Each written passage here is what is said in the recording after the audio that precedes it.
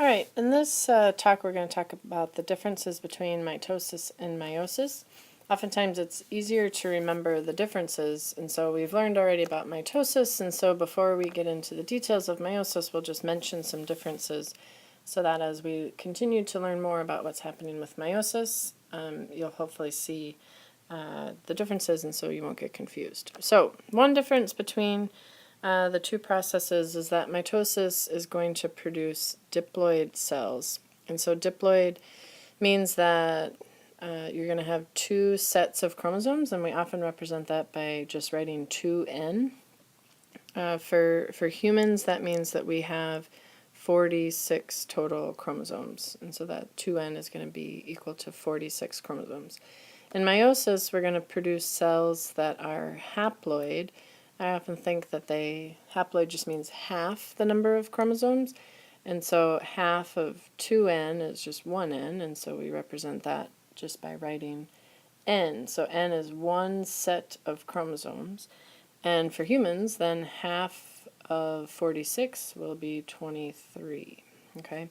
And we need to do that because for sexual reproduction to take place, right, we know that two people are involved and each of them need to contribute half of the chromosomes to the offspring. And so the 23 will come from the mom and the 23 chromosomes will come from the dad, and that's how we have sexual reproduction. Where in mitosis, we're going to start with a cell that has 46. We're going to make more cells that have 46 chromosomes, and that is just asexual reproduction. One person is involved. Another difference here is that mitosis is going to happen in cells that are called somatic cells, which just means body cells. We know that mitosis is needed in order to replace dead skin cells or repair, or anytime you need to grow, right? You're going to be doing mitosis, and those 46 chromosomes, those diploid cells, are just going to make more diploid cells, and so that would be in your body. Any cell, all cells that are in your body are going to use the process of mitosis to make more of those body cells. Where, on the other hand, when we're having sexual reproduction, we need special cells in order to do that have half the number of chromosomes, and so meiosis is going to be done in what are called your gametes, and those are your sex cells, cells spelled with a C and not an S. And in case we don't know, in boys the sex cell is the sperm, and in females the sex cell is the egg. And so meiosis is going to produce the sperm and the egg, each containing 23 chromosomes, which is haploid, so that sexual reproduction can take place. Another difference between the two is that mitosis is going to produce genetically identical cells. So genetically identical cells are going to be produced, where in meiosis we are going to have genetically different cells.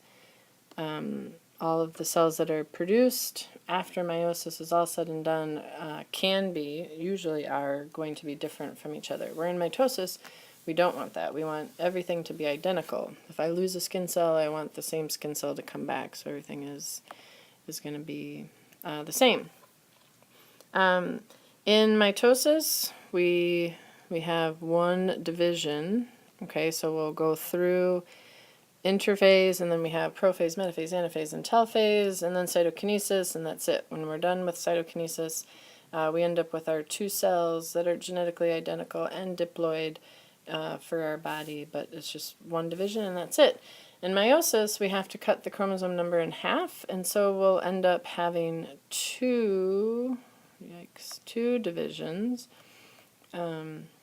And we'll show some pictures here in a second, but we'll end up going through it twice. So when we're talking about meiosis, we need to have numbers, okay? It will start with interphase, just like mitosis did, so interphase is going to actually be a similarity between the two. But then when we start dividing, For meiosis, there'll be a prophase 1, a metaphase 1, anaphase 1, telophase 1, and then a prophase 2, metaphase 2, anaphase 2, and telophase 2. With no interphase in between, it just goes right from a PMAT 1, which is meiosis 1, right into PMATs with the 2 behind it, otherwise known as meiosis 2. So we'll have 2 divisions. In meiosis, we're going to start talking about homologous chromosomes. So anytime you hear homologous chromosomes being talked about, boo, red flags going off, we're talking about meiosis.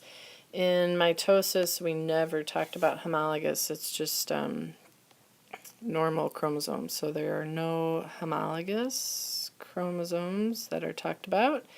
And the last one here is that these homologous chromosomes, we're going to talk about crossing over.